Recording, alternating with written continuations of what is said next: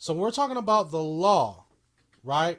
That's the Torah, 5 books. So when you hear Torah, this is what they're talking about. Genesis, Exodus, Leviticus, Numbers, Deuteronomy. That is the law, the Torah. The prophets, the Navim, the Nevi'im, right? You'll hear that a lot when you're talking to people who, you hear like the law, the Torah, the Nevi'im, and the Keta'im, which is Tanakh. So when people talk about the Tanakh, it's T, Torah, and Nevi'im, and a Ketubim, right? The writings, Tanakh. All right, so the prophets, the books of the prophets is Joshua, Judges, 1st and 2nd Samuel, 1st and 2nd Kings, the latter prophets, which are Isaiah, Jeremiah, Ezekiel. The 12, we have Hosea, Joel, Amos, Obadiah, Jonah, Micah, Nahum, Habakkuk, Zephaniah, Haggai, Zechariah, and Malachi. All right. So then we talk about the writings. All right. It's 11 books of the writings. We got 3 books of poetry: Psalms, Proverbs, and Job. Rolls. We have 5 books: Song of Solomon, Ruth, and Lamentations. All right. So this is basically an insight on how the Old Testament is split up, right? So, like I said, you're going to hear about this. You're going to hear people use these terms. So it's good to kind of be able to understand what people are talking about when they're talking about the Tanakh, right? The Tanakh will be the Old Testament. And when you hear people talk about the Torah, that's the first 5 books of the Bible, right? And then you got the prophets, and then you got the writings. All right, let's move on. Now here's the Septuagint, okay?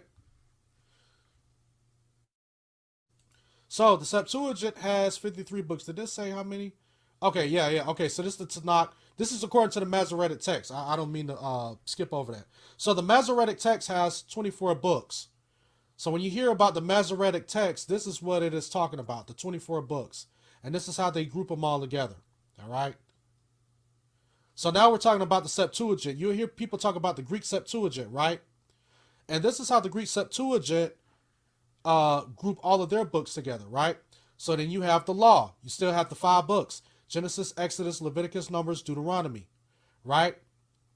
So then you have the history, right? That's 18 books. Now up here, it's only, you have it says it has 8 books, but but they split it up differently. But you can still see that some of these are still kind of they're still grouped the same. But watch this. We got Joshua, Judges, Ruth, 1st Kingdoms, right, which is 1st Samuel, 2nd Kingdoms, which is 2nd Samuel, 3rd Kingdoms, which is 1st Kings, 4th Kingdoms, which is 2nd Kings, right? So they take Samuel and they take Kings, and they're kind of like grouped together in what they call like the Book of Kingdoms, 1 through 4. All right, and then we have this one. I'm not even familiar with this. Paralipomenia.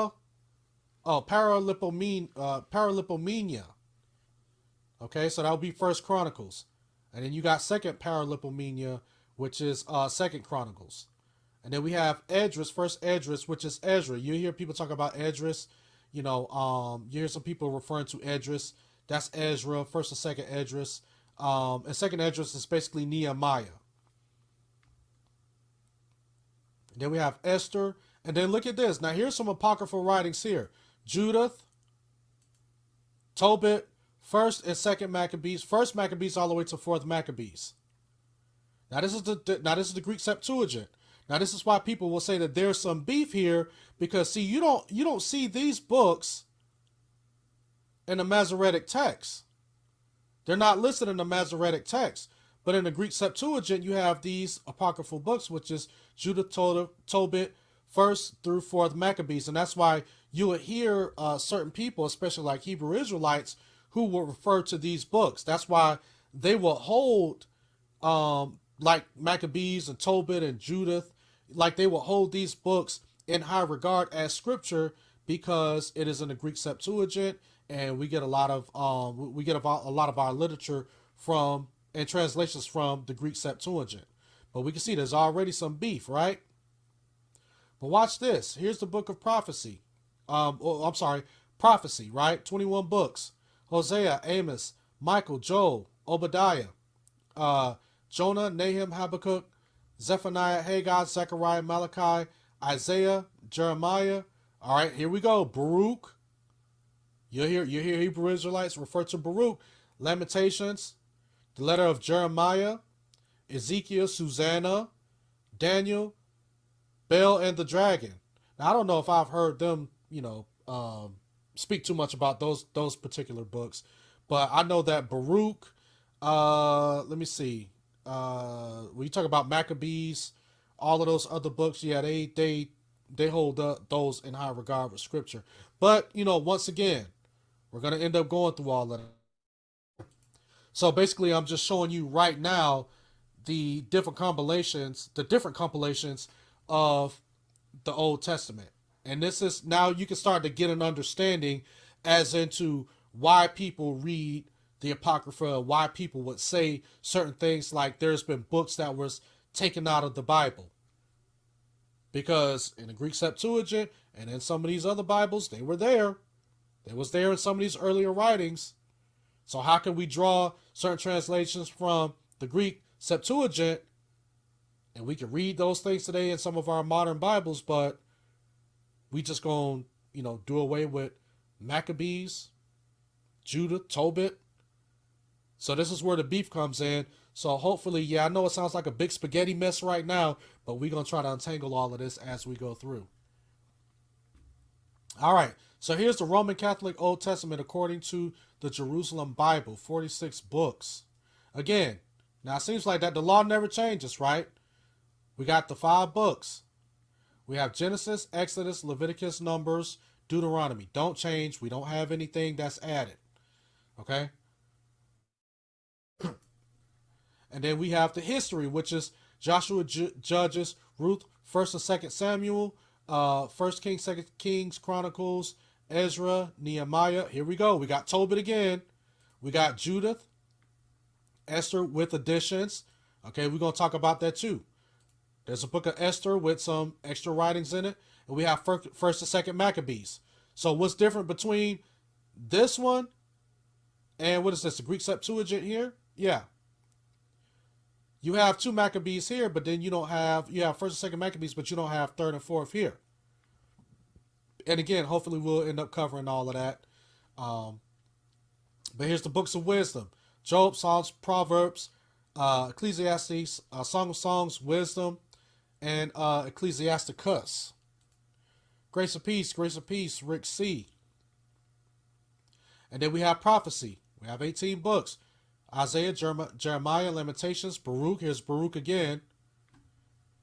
Also known as the letter of Jeremiah, Ezekiel.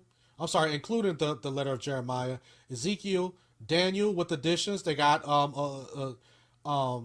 excuse me. They got some stuff added to Daniel, Hosea, Joel, Amos, Obadiah, Jonah, Micah, Nahum, Habakkuk, Zephaniah, Haggai, Zechariah, and Malachi. So we can already see that there are it's some differences. There's some differences. So now this is us right here, the Protestant Old Testament. Okay, the 39 books. How many were in the? Let me see. So it's 46 books in the Roman Catholic Testament. I forgot to mention that, but it's 46 books, and here are our 39. So this is how our Bibles are constructed today. This is what you got in your book if you are a Protestant. Genesis, Exodus, Leviticus, Numbers, Deuteronomy, right? We got the law, then we got the history, we got the poetry, and prophecy, right? And I'm not going to, read all of these because this is what we understand. This is what is in our books today, the 66. So like I said, it is some beef. It is going to be some beef. But, we're here to straighten all of that out.